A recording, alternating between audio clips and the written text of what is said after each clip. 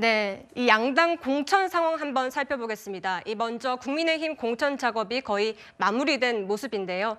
어제 공관위 발표 듣고 이야기 나눠보겠습니다.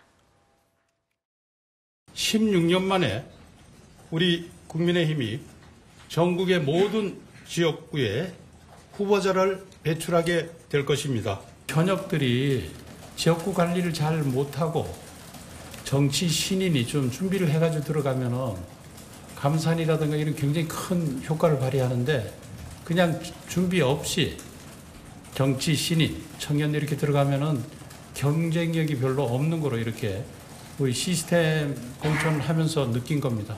이기는 공천을 하겠다고 말씀드렸습니다.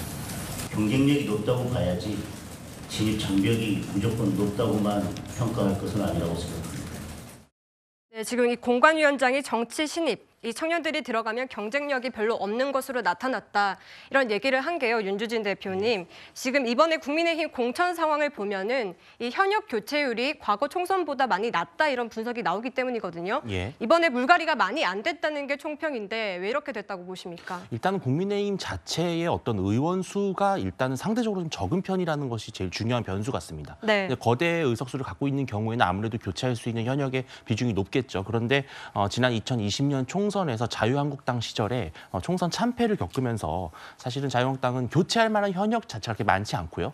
또 교체할 수 있는 현역의 지역구 자체가 또 상당히 좀 국민의힘으로서는 텃밭 인 경우가 많기 때문에 일단 한번 뿌리를 내리면은 그 지역에서 상당히 견고한 지지 기반을 닦을 수 있는 곳들입니다. 그렇기 때문에 현역의 경쟁이 좀 높았다라는 것인데 문제는 이 현역 의원들 중에 사실은 이번에 살아남은 현역들 중에는 초재선 의원들이 많습니다. 근데 초재선 의원들 같은 경우는 지역 주민 입장에서는 한 번 재선이나 혹은 3선 정도는 해서 뭐 상임위원장이라든지 또 상임위의 간사를 맡는다든지 더 영향력 있는 정치인으로 성장하길 바라는 지역 민심이 또 분명히 존재하거든요.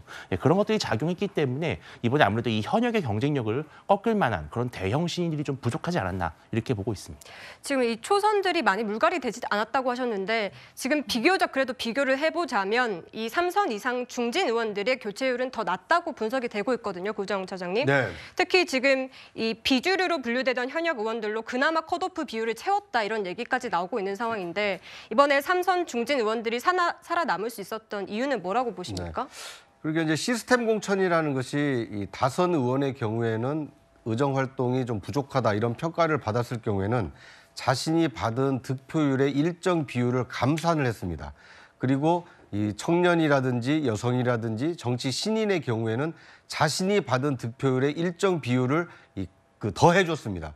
그러니까 현역은 좀 깎고 정치 신인은 좀 보태줘서 그 균형을 맞췄는데 이제 다선 중진의 경우에는 그 지역에서 여러 번 당선됐다라는 것은 그만큼 이 광범위한 지지 세력을 확보하고 있을 가능성이 큽니다. 네. 특히 국민의힘의 현역 의원들의 경우에는 지난 2020년 그 21대 총선에서 이 더불어민주당이 압승을 할 때도 자기 지역구에서 승리를 했다라는 것은 그만큼 탄탄한 이 지역 기반을 가지고 있다 이렇게 볼 수가 있습니다. 그러다 보니까 정치 신인들이 도전은 많이 했습니다만 경선에서 현역들 특히 다선 중진의 이 두터운 그 지지 세력을 뚫지 못했다. 뭐 이런 평가가 가능할 것 같습니다. 그런데 이제 국민의힘의 경우에는 전체 의석수가 그렇게 많지 않았기 때문에 비율만 가지고 평가하는 것은 조금 이른 평가가 아닌가 하는 생각이 듭니다. 네. 전체 254개 지역구 중에 현역이 다시 공천을 받은 비율이 얼마인가. 그러니까 현역이 살아남은 것을 볼 것이 아니라 전체 지역구에서 현역이 다시 공천받은 비율을 계산을 해본다면 그렇게 높지 않은 확률로 살아남기 때문에 국민의힘의 총선 결과가 잘 됐는지 잘못됐는지는 얼마나 많이 승리하느냐 또는 현역들이 그렇지 못하느냐 이거에 달려있다 이렇게 볼 수 있을 것 같습니다. 네, 사실 앞서서 인요한 국민의힘 혁신위원장이 이 3선 중진들의 이 희생을 요구했었기 때문에 또 이 부분에 주목을 하고 있는 것인데요. 네. 지금 또 이런 분석들도 있더라고요. 이 높은 현역 교체율이 반드시 총선 승리에 기여하는 것은 아니다. 어떻게 보십니까? 특히 경합 지역의 경우에는 정치 신인보다는 아무래도 경험이 많은 이 중진들이 유리할 가능성이 큽니다. 이번 국민의힘의 총선 전략은 원내 일당 그리고 나아가서 과반 의석 확보입니다. 그러다 보니까 이른바 격전지라고 불리는 이 야당의 세가 강한 지역의 경우에는 이 현역 중진이 오히려 공천을 받아서 총선에서 한 석이라도 더 지키는 것이 중요하다. 이렇게 이 정무적 판단 그리고 지역 유권자들이 판단할 가능성이 크기 때문에 이 경선을 통과한 또는 공천을 받은 뭐 중진이라고 해서 의정 활동이 부족한데도 공천을 받았다. 이렇게 보기에는 좀 어려운 측면이 있습니다. 이 살아남은 공천장을 받은 현역들이 총선에서 얼마나 많이 승리하느냐 이거에 따라서 국민의힘의 원내 일당 진입 그리고 과반 확보도 가능하지 않을까 이렇게 예상이 됩니다. 알겠습니다. 이 낮은 현역 교체율, 이 민주당에서는 어떻게 보고 계십니까?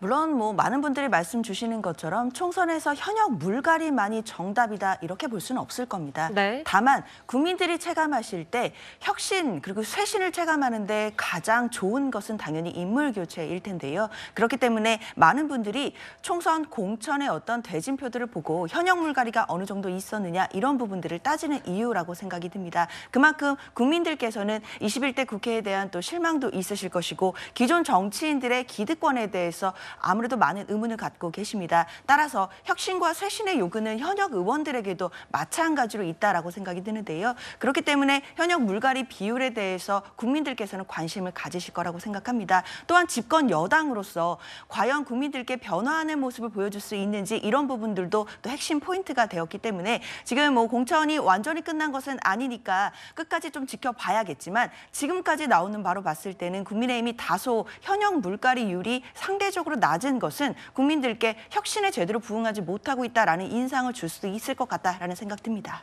알겠습니다. 민주당 소식도 나중에 같이 얘기해 보도록 하겠습니다. 일단 이 인요한 전 국민의힘 혁신위원장 저희가 앞서 얘기를 나눴는데 이 비례대표 출마를 고심하다가 결국 수락했습니다. 한동훈 위원장 얘기 먼저 들어보시죠. 저는 그분을 호남의 명문가라고 생각하거든요. 대한민국 호남에 존경할 만한 가문이고 인요한 위원장이 그동안 우리 당을 위해서 해온 활동들을 보시면 저는 장점이 많은 분이다라고 생각합니다. 네, 윤주진 대표님 지금 이 인요한 전 혁신위원장이 이 위성 정당인 국민의 미래 성대위원장으로도 거론이 되고 있습니다. 예. 이 호남 출신이다 보니까 이 호남의 바람을 비례대표 정당에서 만들어 보겠다 이런 전략인 것 같은데 어떻게 보십니까? 인요한 위원장 같은 경우는 이제 4대째 호남에서 명문 가문으로서 지난 이제 한국의 현 근현대사에서 상당히 중요한 역할을 했던 그런 집안 배경이 있기 때문에 국민들에게 줄 수 있는 그러한 호남 출신의 정치인으로서 그 상징성과 영향력이 좀 있다고 보고요.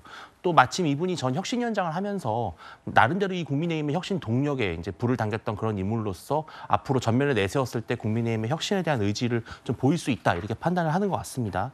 또 마침 지금 이제 의료 공백 사태 여러 가지 문제에 있어서 이분이 의사 출신이라는 점도 상당히 좀 강점으로 뽑힐 수 있는데 지난번에 이제 혁신위원장으로 내세웠다는 것은 그만큼 이분이 국민의힘에서 국민의 미래에서 갖는 정치적인 비중이 있다는 것이 전제된 것이잖아요. 그렇기 때문에 이번에도 아마 전면에 나서서 전국 선거를 이끄는 그러한 인물로 역할하지 않을까 그렇게 보고 있습니다.